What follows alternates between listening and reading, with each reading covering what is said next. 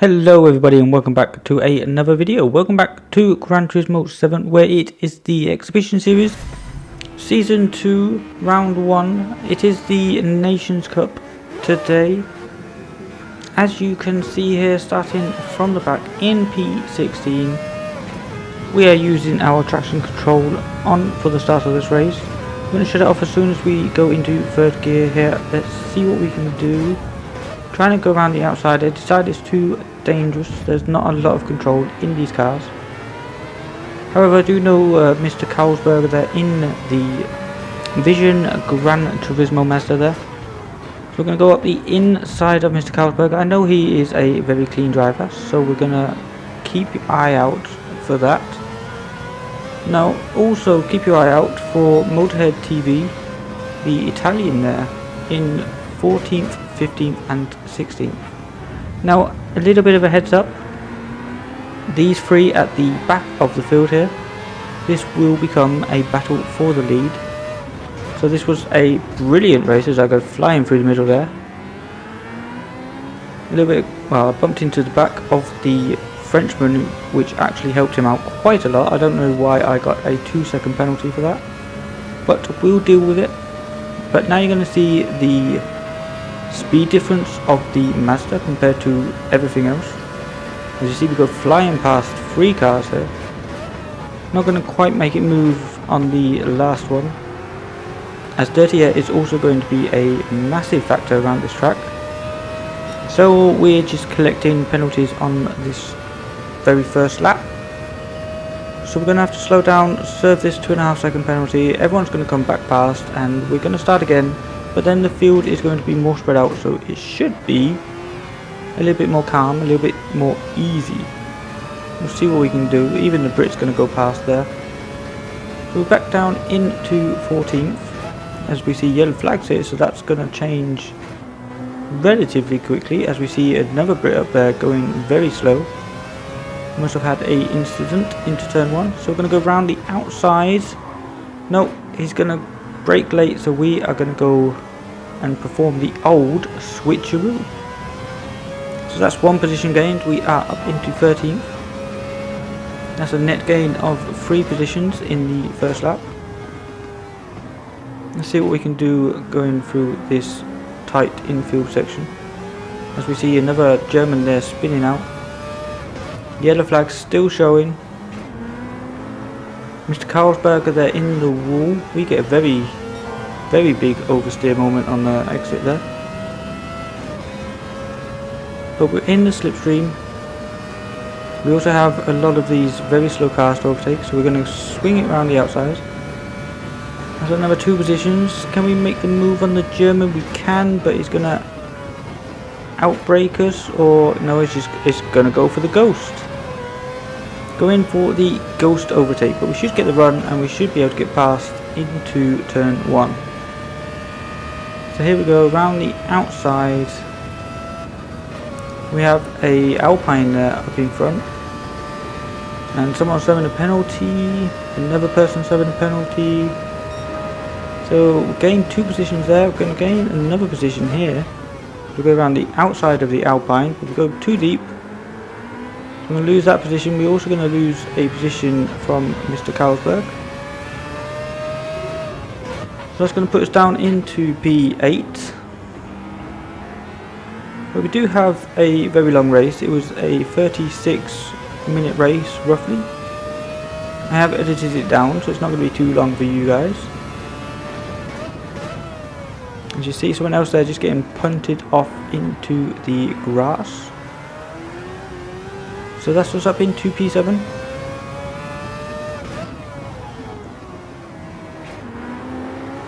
The Frenchman, they're going very slow in the Alpine. So that should be a easy position. We should also be able to get the German in the Mazda up ahead. Just basically due to that speed difference. Look at us go. That's why you wanted to choose the Mazda for this race. It was the superior car. As we get a bump from behind, because the other Mazda is phenomenal through the corners. So that's going to give us a run on Manza. Now this guy, I'm not really sure what he's doing. I don't know which way to go. He's very, very twitchy. I don't know if he's on a controller or a wheel. I have no idea. We go past another driver there. So we're going to be up into P4. Now I was really desperate to get round this guy because it's really off-putting having someone swerving that much in front of you. So we're going to hold it around the outside. That's going to give us the inside for the next corner. This tight hairpin. Very difficult to go around the outside there, so we're going to make the move stick. He runs a little bit wide on the exit, but not too much. He's not going to lose too much time. But now we can just focus on catching up with P2, the Spaniard up ahead, Mr. Schumer. We have a 7.2 second gap that we have to close down. So as we come onto the long straight here, we're already closing that gap, going purple. So we'll see as we fast forward here to lap 7, where we have brought the gap down. The gap is now at 3.6. As we come through this tight technical infield section, we're going to see the leader there has spun. That's going to put us up into P2, and we can see P1 just up ahead, so we are closing very quickly. Getting a little bit of a twitch there coming out of the exit, but we do have some clean air, so we can just push and see what we can do. Coming to start lap number 8, we have closed right up to the Spaniard up ahead. He was serving a penalty when I caught up to him, so that's going to be both good news and bad news for us, because now we are right in that dirty air window. We're both going to get a massive amount of oversteer coming out the exit of the hairpin, but we are still right with him. We have the Italian closing up very quickly behind, so we have to be aware of that. We have to get past this Spaniard as soon as possible. I do feel like I was a lot faster, and I do feel like he's going to hold us up quite a bit, especially with that dirty air. I just can't get close enough to make a move, although we're going to be very close coming out of this final corner onto the long straight. You see, we're going to be into that slipstream. We're 6 seconds behind. Probably going to be too much going into the bus stop, but maybe we can get the good exit and overtake coming across the start finish line. Get it stopped there, nice. Get it turned in early and then on the power as soon as we can. We do get a really good run. However, the Italian behind us also got a very good run. He's now less than a second behind. So we're going to try and go. Where are we going to go? Round the outside, yes. He's very swervy, and as you can see here, there's just going to be a bit of contact. I did check back in the replays, he actually turned out towards me. So a little bit of a cheeky move there. That's going to lose a position to the Italian. So now we have 2 Mazdas to get past. Double the effort. But we shouldn't have to look behind for a while. The Frenchman is well off the pace. So that's going to be good for us. We can just focus on as we try and get it stopped. Failing miserably there. But this dirty air was really a factor during this race. You really need some clean air. Of course, in that dirty air you are also going to be burning your tyres.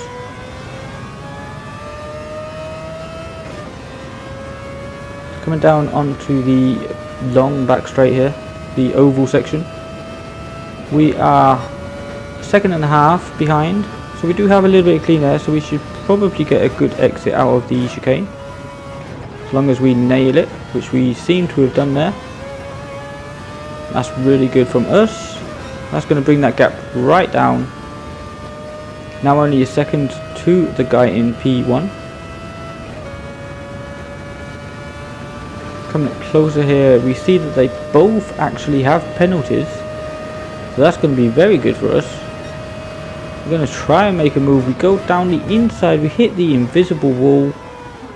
There was no contact with the other drivers. So we get that pass done cleanly. We get 2 for 1 into turn 1. pretty nice move, if I do say so myself. Now we do have the Italian behind, and I know the Italian is very fast, but is also very clean. So we're going to give him a lot of respect, but he is in our dirty air, and we're also very fast ourselves, or at least in this lobby we were. So we're not going to make it easy for him. As long as we hit our brake markers, take our normal line, we should be good to pull away and make a bit of a gap. Although he does seem to get a better exit coming out of the last corner of the infield section there. Coming onto the oval, we have a 4 second or a 0.4 second gap back to the Italian behind. But he does have the dirty air, so we should be able to pull out a little bit more of a gap coming through this bus stop chicane. As long as we nail it, we go a little bit wide there on the exit. So the gap's going to increase, however we are going to pick up a half-second penalty, which we will have to serve immediately. So that's probably going to lose us a position or two. No, just the one position it looks like. We're going to let him through. We don't want to ruin his race. We want to lose as little time as possible. So we're going to let him clean past. We can use his slipstream, although you can see with that dirty air we're just unable to get the power down at all. We also have a little bit of dirty tyres from going out wide there into turn 1. So now we're going to fast forward to the end of lap 12, where it is our pit stop. We are coming in at the end of lap 12. We're going to shoot it in. We're going to get another set of mediums. We don't need fuel. As you can see here, most people are going to come in. I'm not really sure why the Spaniard up ahead decides to go out for another lap. I'm not really sure. You're not going to get the overcut, not on these tyres. So we come out in P4, but we know that the Spaniard up ahead has to pit because he is in the Mazda. You can't save tyres in this Mazda for that long. However, the Karlsberger, the German up in front, he is actually doing a no-stopper. So he is in a superior handling car, so it could possibly work for him. However, it's going to be very slow coming down the very long straight, the oval section. So we should be able to get that position back as well. So coming down here onto the long back straight, we're going to fast forward again here to lap 14, coming down this very long oval. So we have pulled in that gap slightly. As you see, they're going purple once again, so this should be a 29-second lap, or a 1:29-second lap. As we get the chicane nailed absolutely to perfection. That's going to decrease the gap once again. So we've got Karlsberger there up in front. The other Spaniard did pit, so he's back down in P5. You can see there the Italian, they're going for the move clean around the outside. As we set the fastest lap of the race, 29.5, so pretty decent lap. Of course, we did have clean air, so we expected it to be in the 29s in clean air. However, you see the German there just getting the move done back round the outside with that superior grip, and that's going to give the Italian here some dirty air to deal with, so he's going to be pushed back into our grasps. So we'll see if we can make a move. We just need to nail this final corner out of the technical section. As long as we get this one good, as you can see the Italian there, and I'm also slipping around everywhere. Really struggling with those dirty air corners. So coming down the long straight here, we've got the slipstream. Now I go to make a move here. I move early. The Italian there is also going to make a move. However, we're going to outbrake ourselves completely. The German's going to go through, the Italian's going to go through, and that is going to be a 2-second gap that we have to now make up, or 3 seconds now to the German. So that was a bit of a wasted move. I probably shouldn't have gone for it. We should have just waited. We're going to fast forward now to lap 7, where we have the German and the Italian up in front, still battling. So we've managed to close that gap right down, as they're still going side by side. That's going to put us right onto the bumper of the Italian. Coming out of this corner, the dirty air is just destroying my tyres. I just can't put the power down. But we've got the slipstream. We're going to have the slipstream all the way down into the bus stop, and we are closer to the German. Now I'm not sure if the German didn't see me here, but he moved back into the slipstream along the wall, and then for some reason turns into us. Now we've got damage. We cannot turn in at all to the bus stop chicane. So it's going to get that position back. However, we do get the speed on the exit, so we're going to take that position. Now we can just focus on the Italian up ahead. We have a 2.5 second gap to make up, so we'll see what we can do. We have 7 laps until the end of this race. We've got plenty of time. As long as we don't get any interruptions from behind, we should be good. We fast forward now to the last corner. We're going to make a big mistake here coming out of the tight technical section. That's going to lose us position to Carlsberger, and ultimately that is going to put the Spaniards right in our slipstream, right on our bumper. That's exactly what we didn't need. Going to be too far back to make a move into the bus stop in the German up ahead. But we are going to have to deal with that dirty air. We're not going to turn it in. So we take the penalty. We'll probably lose less time taking the penalty than if we get it slowed right down. So that's going to put the Spaniard even closer to our bumper here. He's probably going to actually make the move on the outside. Yes, he is. Clean on the outside. However, we brake incredibly late here. Get it stopped, get it turned in. Pretty decent move there. I'm happy with that defense. However, if you keep your eye on the rear view mirror here, the Spaniard decides that we don't deserve to race any longer.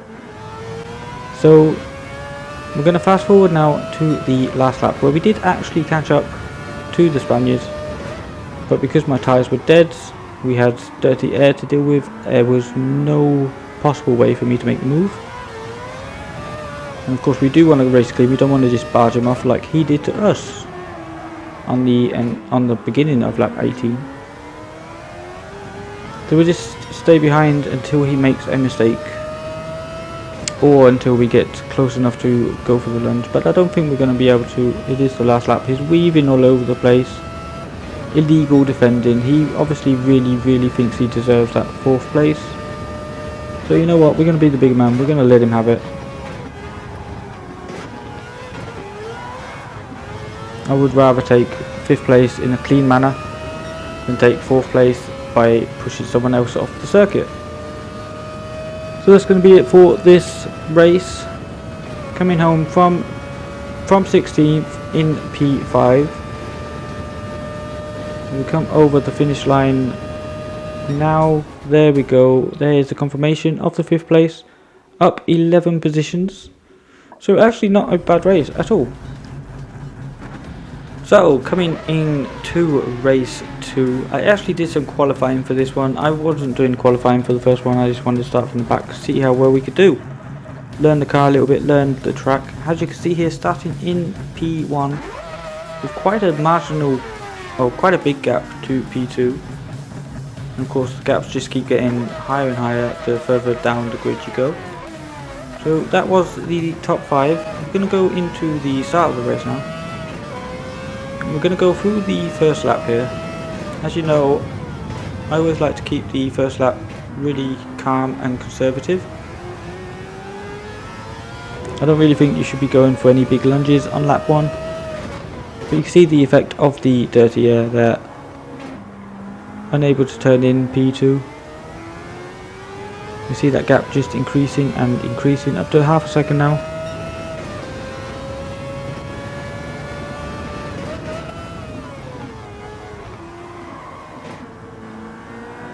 You see they're just really struggling to get the car turned in. You get a load of washout with the dirty air in this current state of Gran Turismo 7. So we have the clean air, which is going to push and basically just hot lap the entire race. And that should see us through to the victory. Coming through into the bus stop chicane for the first time in this race. Pick our brake marker, get it slowed, get it stopped. Nail it pretty much to perfection. And you see the gap there already up to 1 second to the Danish guy behind. So that's pretty good first lap for us. Pretty happy, pretty consistent, pretty good result for us.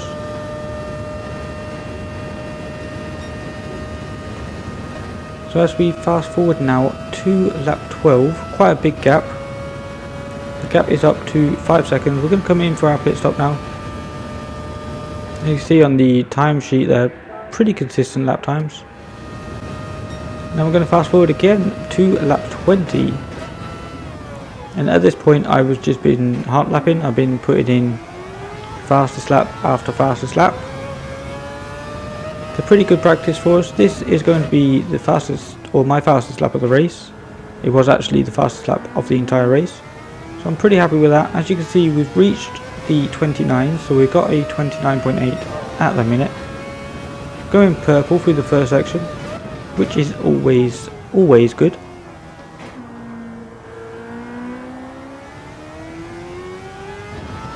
I found with this car it's really important to not stamp on the throttle. It's really good to have gradual build up, minimize that wheel spin, and you also gain a lot of time by not spinning the wheels.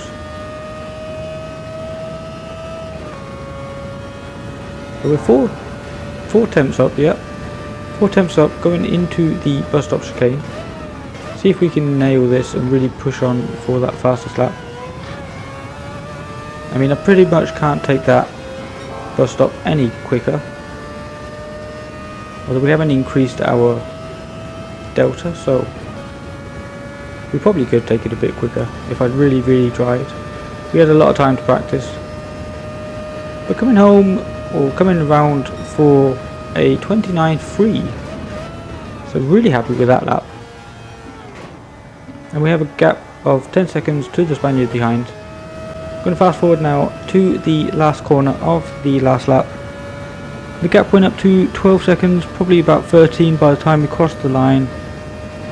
But yeah, this was just a really good race, really good experience, just hot lapping every single lap, seeing how quick I could actually go. So yeah, I really enjoyed it. I hope you really enjoyed the video.